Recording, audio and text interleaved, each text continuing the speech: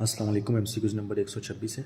From of inner population samples are done with replacement if the sample size is increased from 45 to 75 the standard error would be. Standard error find कर लेना है। सबसे पहले पता होना चाहिए finer population होता है। फिनर पॉपुलेशन वो होती है जिस पॉपुलेशन को हम काउंट कर सकें, ठीक है। फिनर पॉपुलेशन जिसको हम काउंट कर सकें, और हम लोगों ने फाइंड करना स्टैंडर्ड एरर, और सैम्पल साइज हमें दिया गया। Sample size is increased from 45 to 75 and standard error find करना है। सबसे पहले स्टैंडर्ड एरर का हम लोगों को फार्मूला आना चाहिए। स्टैंडर्ड एरर होता है standard sigma over N under root. अच्छा, तो एक तो बात आपको कंफर्म होगी कि स्टैंडर्ड एरर का सैंपल साइज के साथ इनवर्स रिलेशन है, ठीक है। स्टैंडर्ड एरर और सैंपल साइज, मतलब स्टैंडर्ड एरर इंक्रीज होगा तो स्टैंडर्ड एरर इंक्रीज होगा तो सैंपल साइज डिक्रीज होगा, ठीक है। अच्छा, तो ये आप लोगों के लिए आसानी हो गई है कि MCQs में उसने खुद ही ओवरऑल सब में ही डिक्रीज बताया हुआ है। चलिए यहाँ पे हमें चूज़ करना आसान हो गया है। अच्छा, नेक्स्ट देखें स्टैंडर्ड एरर। अब हम लोगों ने क्या करना है, जो स्टैंडर्ड एरर का फार्मूला लगाना है। Standard error is equal to, हम लोगों ने फाइंड करना है परसेंटेज में। फिनर पॉपुलेशन हमारे पास कितनी है, 45 to 75। ऐसी कंडीशन में जब हमें स्टैंडर्ड डेविएशन उसने नहीं दिया तो स्टैंडर्ड डेविएशन हम 1 के बराबर कंसीडर कर लेंगे, ठीक है। ये हम जस्ट अज्यूम कर लेंगे। तो देन स्टैंडर्ड एरर का formula summation over N under root. Standard error is equal to होगा हमारे पास 45 to 75 है। 45 1 over 45 under root minus 1 over 75 under root divided by 1 over 45 under root, ठीक है। कैलकुलेटर पे सॉल्व करते हैं। ये हमारा आंसर आ जाएगा 0.225 मल्टीप्लाई 100 से कर दें तो आ जाएगा 22.5%। ये क्या होगा, डिक्रीज होगा, क्योंकि अगर sample size standard error increase हो रहा है तो सैंपल साइज डिक्रीज होगा, सैंपल साइज इंक्रीज होगा तो स्टैंडर्ड एरर डिक्रीज होगा इनवर्स रिलेशन की वजह से। MCQs number 187 which of the following statement is are correct about the random sample. Random sample क्या होता है, हमारे पास पॉपुलेशन है, उसमें से हमने सैंपल ड्रा करना है। 10 में से कोई से आप 2 ड्रा कर लें, रैंडम कोई भी हो सकता है, 3 हो सकता है, 4 हो सकता है, 5 हो सकता है, ठीक है। अच्छा, इट इज़ अ बाइस फ्री सैंपल। बाइस फ्री सैंपल मतलब कि इसमें से हम कोई भी ड्रा कर सकते हैं। रैंडम सैंपल जब उसने बता दिया तो इट मीन्स कि 10 में से हमारे पास ऑप्शन है, बेशक कुछ भी सिलेक्ट कर लें, कोई भी लिमिट नहीं है। उसने ये थोड़ी कहा है कि आप पहले 2 सिलेक्ट करें या लास्ट वाले 2 सिलेक्ट करें। तो रैंडम सैंपल में आप कोई भी ड्रा कर सकते हैं। तो ये पहली स्टेटमेंट करेक्ट होगी। वालेकुम अस्सलाम। Where every member of the population has the unequal chance of the being selected as a member of the sample।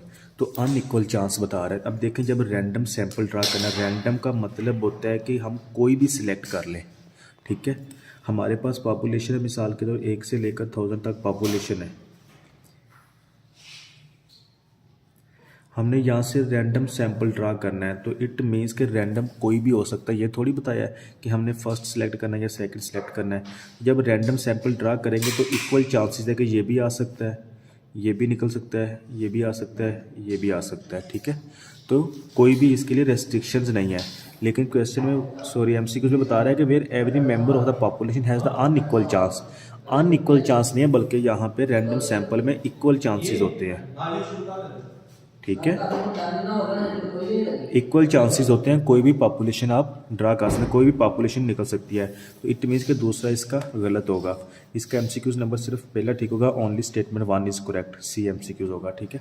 If the Naina and Maina both invested some amount for 6 year, Naina और मैना इकट्ठी रकम invest करती है 6 सालों के लिए। At the rate of interest जो नैना का है 8% है, मैना का 9% है, कंपाउंडेड एनुअली के हिसाब से the respectively. Then how much more percent amount Maina will have after 6 years then the Naina.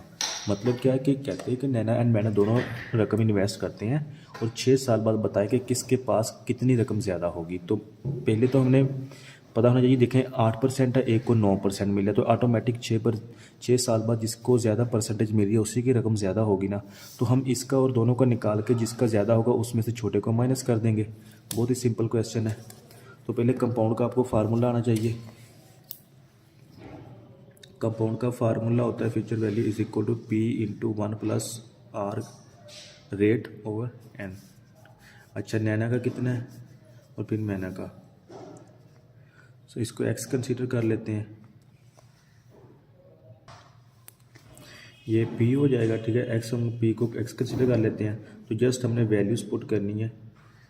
p into 1+r कितना है 9%, पावर कितनी है, कंपाउंडेड एनुअली 6 सालों के लिए, 6 minus p into 1+8% power 6 plus का है माइनस का है, ये कट हो जाएगा। 1+9% power 6 minus +8% power 6, just calculator पे पुट करें, 0.0902 आंसर आ गया। ठीक है, इसी को 100 के साथ मल्टीप्लाई करेंगे तो 0.02% हमारा 1 to 9 है। इसमें हम लोगों ने फाइंड द मोड फाइंड करना। मोड कहते हैं जो सबसे ज़्यादा हिस्से आए, ठीक है, उससे हम मतलब कि मैक्सिमम टाइम्स आए, वो हमारा मोड होता है। तो इसमें देखें जो 21 है ना वो हमारे पास 1 2 3 4 दफ़ा आ रहा है। जो 28 है 1 2 3 4 5 दफ़ा आ रहा है। और जो 29 है 1 2 3 4 दफ़ा आ रहा है। तो 29 भी हमारे पास 4 दफ़ा आ रहा है, 21 भी 4 दफ़ा आ रहा है और 28 5 दफ़ा आ रहा है। तो मैक्सिमम मतलब कि जो सबसे ज़्यादा कौन सा रिपीट हो रहा है हिस्सा, मोस्ट रिपीटेड हिस्सा कौन सा है, वो 28 है। तो इट मीन्स का हमारा 28 ही आंसर होगा। MCQ नंबर 130 है, which of the following statement about the scatter diagram is are correct, it leads to more accurate result in if the collected data is typical. ये स्टेटमेंट हमारी wrong होगी, ठीक है, और it shows the relationship between the two variables. ये हमारे पास statement 3 का, ठीक है, जो ठीक है इसको मैं थोड़ा सा एक्सप्लेन कर देता हूँ। टू वेरिएबल्स, आप जब भी आप स्कैटर डायग्राम ड्रा करते हैं ना, तो एक आप हमारा x वेरिएबल होता है, एक y होता है, ठीक है, उसके अलावा कोई भी तीसरा नहीं होता। x और y मतलब कि ये देखें, एक x एक्सिस होता है, एक y एक्सिस होता है। तो it shows the relationship between the two variables. ये हमारी स्कैटर डायग्राम जो भी हम ड्रा करते हैं वो इन्हीं दो के दरमियान रिलेशनशिप जाया करती है। यहाँ पे पॉइंट ले लें, ठीक है, वो एक एक्स एक्सिस पे होगा, यहाँ पे लें एक वाई एक्सिस पे होगा, तो इन दोनों के दरमियान रिलेशनशिप शो करती है। नेक्स्ट MCQs 131 है। बशीर सेव्स 1,05,000 इन 1 ईयर। पहले साल में वो इतना सेव करता है। इफ़ द फर्स्ट इंस्टॉलमेंट, अगर उसकी फर्स्ट इंस्टॉलमेंट 500 है, how much more x will be added monthly, कि वो हर मंथ कितना ऐड करेगा टू अकामुलेट द अमाउंट। उसके पास पहले तो तुम्हें पता है टोटल अमाउंट कितनी है उसके पास, ऐसे 10,000 है,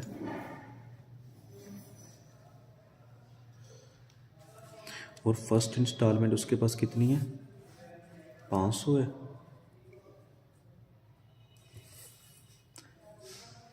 फर्स्ट इंस्टॉलमेंट उसके